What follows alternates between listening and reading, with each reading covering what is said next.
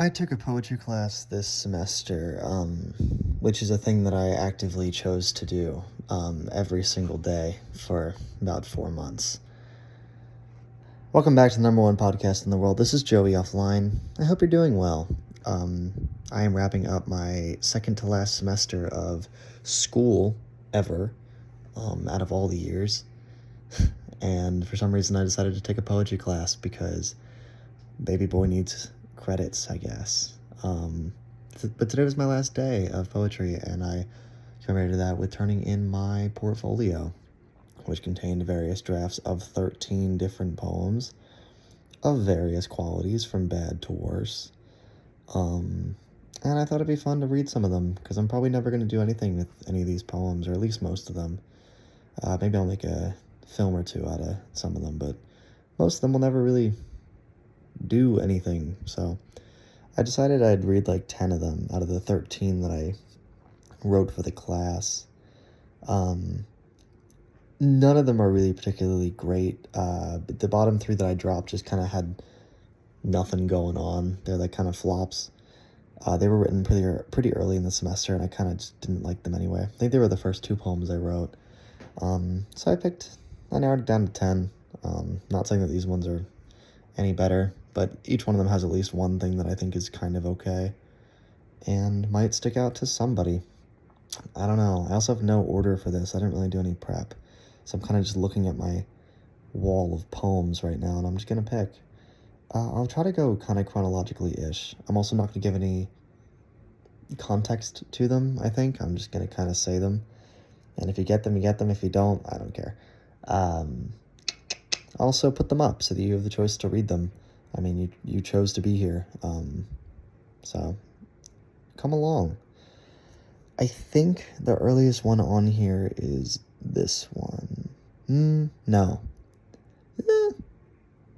I'm going to say this is the earliest one. Yeah, okay. This is called Green Light. Green Light by me.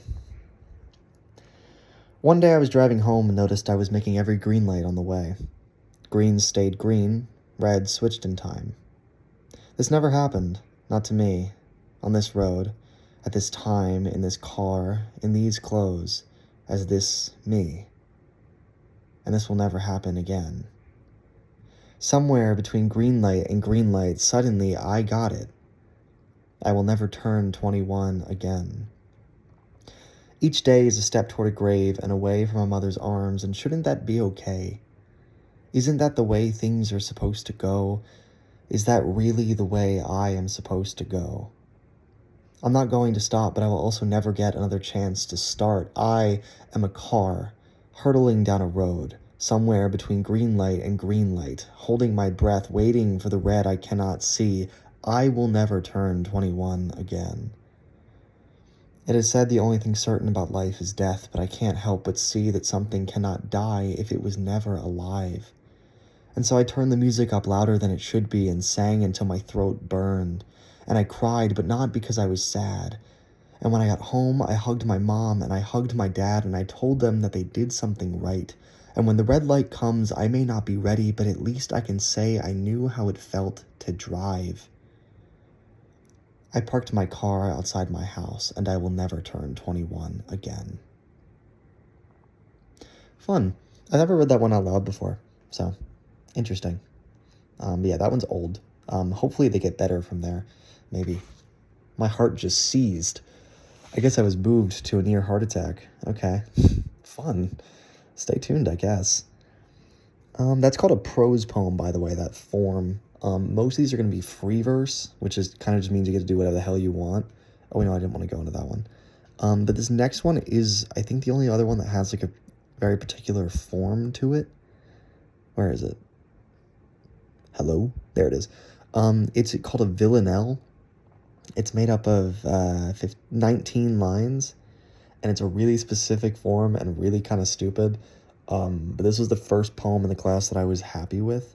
The general scheme is like it's 6 stanzas. They're sets of 3, and then the last one's a set of 4. And you have to keep repeating a bunch of the lines and like have a rhyme scheme to it. It's so complicated for no reason, but it's actually kind of a fun challenge. So yeah, this one's called Empty Lots. Empty Lots by me. An empty parking lot is a friend to few, but again you find yourself sinking in one. The night sky, fireflies, tired eyes, and you. Linked fences aren't much of a view. The withered weeds have had their fun. An empty parking lot is a friend to few. Teenagers come through. They always do. Yet even they run away one by one, trailing sweet bliss, secret kisses, longing.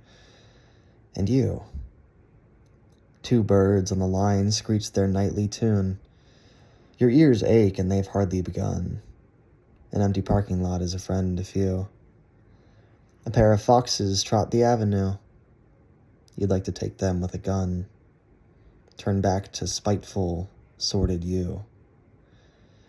There in your car, eating fast food for two, convincing nobody that you're someone. An empty parking lot is a friend to few. White lines, white lies, hard cries, and you. I still like that one. It's really depressing, like excessively. I don't know what was happening. I wrote that thing like past midnight some night. I said I wasn't giving context, but whatever. That's a fun one. I think the only other one from the first half of the semester, we had to write 5 in the first half. So it was those two of the ones that I scrapped for this video, and then I think this one. I wrote this one right before we had to turn our portfolio in, because I was like, oh shit, I need a 5th poem. And yeah, hope you can figure this one out. It's pretty easy. This is called In the Church House. In the Church House by me. They say you have to kneel or sit or stand when you're told. That's just how it goes. They say you have to thank him for you, for everything, like he's actually listening. That's just how it goes. They say you have to believe in him, his love, his goodness, as though evil is a passing phase. That's just how it goes. They say a boy died last week, at 13, at home, as if this was something good. That's just how it goes. I still like that one a lot too, actually. I freak with that. Really simple and easy poem. Now we get a little complicated. These last, okay, there's still 7 left. But I kind of wrote these all like in a mishmash. And I think some of them are good, some of them are bad. Let's get the bad out of the way first. This is the one that I wrote in my portfolio today. I starred as the one that needed the most help. This is my only other prose poem, because I wrote a lot of free verse, and I was like, I need a different form really bad. So I wrote this prose poem. I actually started it months ago and only finished it like last week. But I don't know. She needs work. It's called Saturdays. So it's also, I think, my longest poem. It's a lot of yap. But whatever. Good luck. Saturdays by me.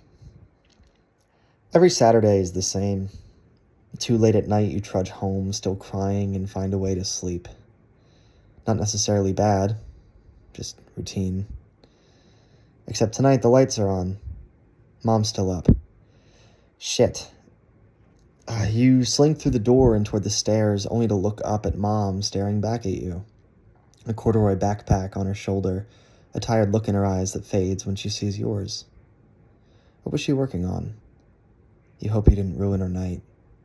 You're picking at a hangnail on your thumb so hard you don't even notice you and Mom are sitting on the new couch now. You miss the old couch, but it was getting too hard to explain the small red dots lining the dents in the cushions. One of those things no one says out loud. Fucking pay attention, Mom looks serious. She says you're too young to be this sad. You think about asking how old you should be before you're allowed to get sad, but you leave it. Maybe you'll find out when you're older. She's giving you that look again. Like she thinks you'll break if she dares to look away. Seems like she's saying something important. Where the fuck do you even buy a corduroy backpack? Is there some four-order corduroy corner store you're not privy to? Is there a small army of corduroy hoarders out there? You wish you could just shut the hell up and listen to your mom, but it seems like she's in the middle of her big wrap-up speech. She hugs you like she's the only thing keeping you from falling through the floor. You think you've broken skin on your thumb, but you're too scared to look.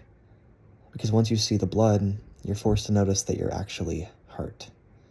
You shove your thumb in the dent of the cushion. Maybe another day. Next Saturday, you wait until the lights go out. It doesn't flow very well. I've never read that one out loud either. But yeah, that's Saturdays. He will tear that shit to shreds. Let's see. He is my professor, by the way. 6 left. Which one do I want to do next? Because I don't know the order I wrote these in. I think I know... Actually, don't even know if that one's the oldest. Whatever. I don't care. Let's do the meaning of life. I opened my portfolio with this one this time. Not my favorite, though. This is another free verse. I think all the rest of these now are free verse, because that was my last prose. The meaning of life. By me. It's not the glamour, the painstaking grammar, lavish language laid out in prose, unspoken meanings that nobody knows, opening schlock or deep-end talk, but the walk home, embraced by a single streetlight, beneath the last warm night of October sky, restlessly reflecting, flattening the complex, feeling it all that reminds you. Right. That's why. Yeah. I frequent the little ones. That's a horrible sentence. Hold on. I frequent the little poems. I frequent the short poems that are like really simple. That's a crazy bar. I'm gonna move on and not talk about it again. Let's do 2 more short ones. No, let's do short, long. Yeah, I think that's what we'll do. So we'll start with When the Party Ends. This is my meanest poem. Is that threatening? When the Party Ends, by me. You think you're happy with your head in the clouds, drifting between scenes in the movie of your night, picking up friends like loose change, taking it out on your liver and lungs. I fucked that up. I'm gonna start again. Sorry. When the Party Ends, by me. You think you're happy with your head in the clouds, drifting between scenes in the movie of your night, picking up friends like loose change, taking it out on your lungs and liver, losing yourself the more you take, until you hit the ground. And you'll still be you in the morning, drenched in the mistakes of your better self, and no one will be there to clean you up. I don't know what was up my ass that day. What did I say? Short, long? Let's do this one. This is called The Poet. I think it's silly. This is probably my silliest one. I feel like you need context for this, but I'm not going to give it to you. This is one of the ones that I read in class, though. Like, not context. This isn't context about the actual, what the poem's about. This is one of the 3 that I had to read in class, and people, I think, freaked with this one the most. This is probably my star student of the portfolio. Excuse me. Like I said that I marked Saturdays as the worst one, or the one that needed the most help, the worst one. I marked this one as my best, just because people liked it the most. I don't know if it's my favorite. I don't know. This is called The Poet, by me. Oh yeah, he's definitely one of them. That walk, that slouch, that creased smile. He's got 3 shirts on, a pair of specs twirling in his fingers like a well-acquainted cigarette. He straightens at the podium, greeting it like an old friend, beaming. I got a new cap. His time in this yellow grave imitation of spotlight begins to remind me of bad sex. All foreplay. But soon enough he takes to his wheel, spinning threads tied to the fondest memories, the ones I haven't remembered in years. until he leaves, just as quickly as he came. Maybe sex was the right metaphor, and I am left sitting among ghosts. The excitement of new ideas, recognition of loose threads, and a fear that I will be the only new timer still listening once the runaway dust settles. I hope one day, years from now, I will remember this. I don't know. Freaks with it. I think people like that one because they all knew the context behind it. But it's just cool. I don't know. I like making sex metaphors when I haven't had sex. It's really funny to me. Okay, we got 3 left. Let's do... Oh my god, wait, we have 3 left. I freaking joked you all out. I thought we only had 2 left. Let's do this really short one, and then we'll get into 2 longer ones. This one's called To the Photos on My Floor. This one's pretty recent. This is some of the photos on my wall right now.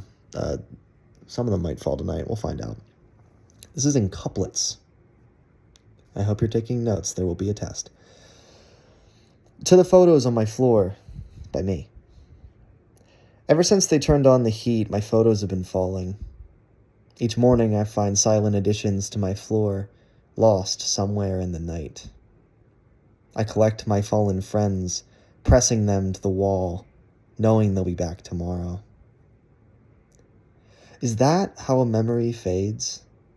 As quiet as a picture slipping from my bedroom wall? I don't know. Really short, but I like it. Fun one. She's a fun one. Maybe not a fun one, but like a...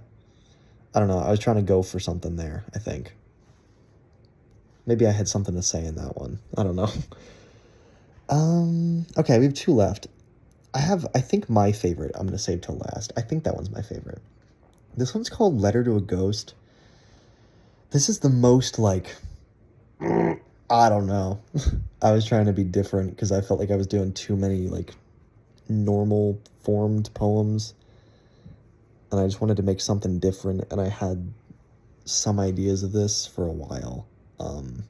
If I ever write that album I've been trying to write for 8 months, and I ever actually make it, this poem would probably start the album, like a spoken word of it with like some kind of music track behind it. I'm gonna burp first, though.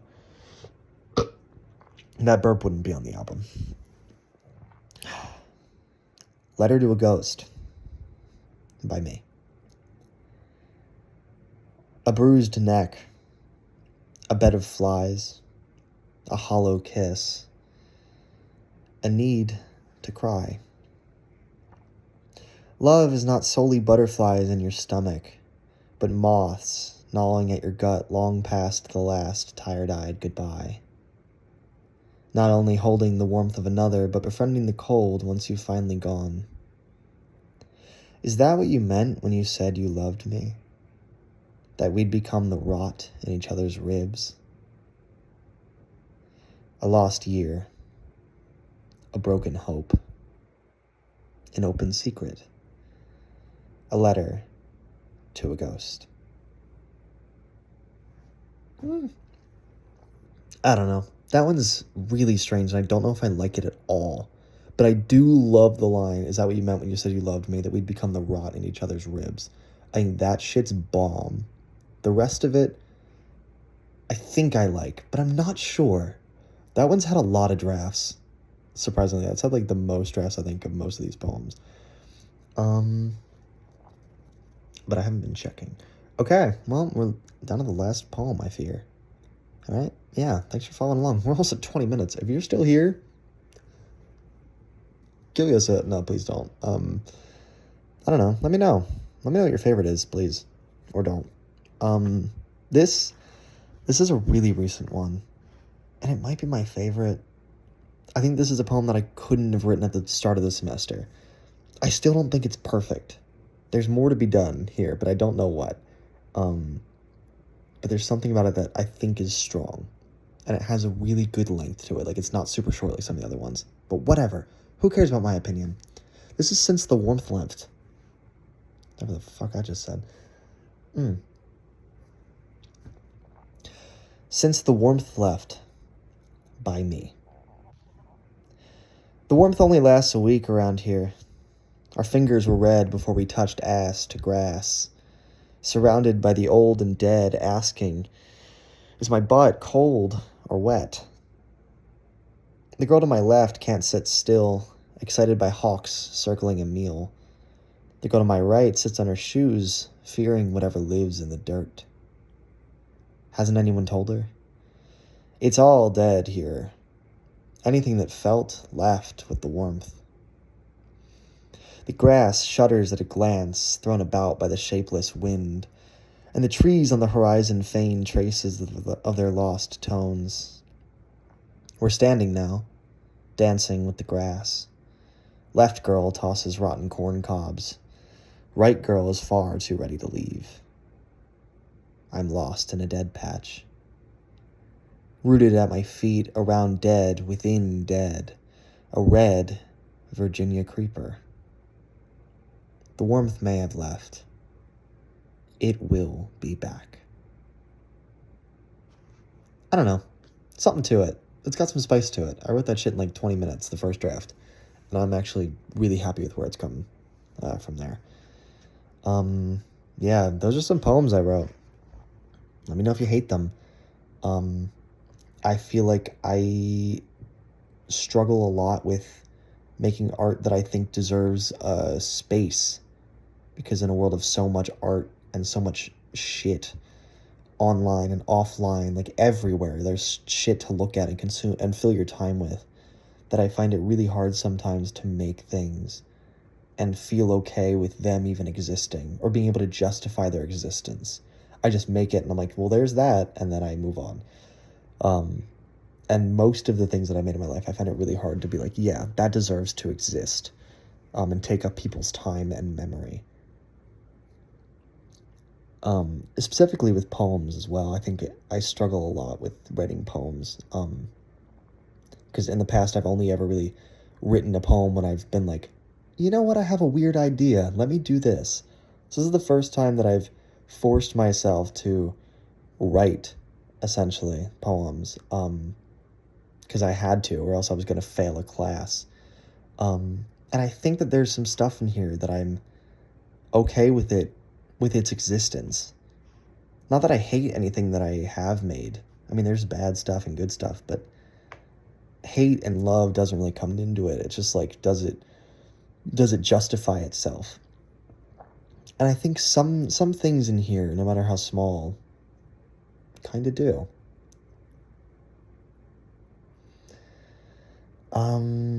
Yeah, go write the F word into as many poems as you can, and find a way to say the word ass to grass tomorrow. Have a good night.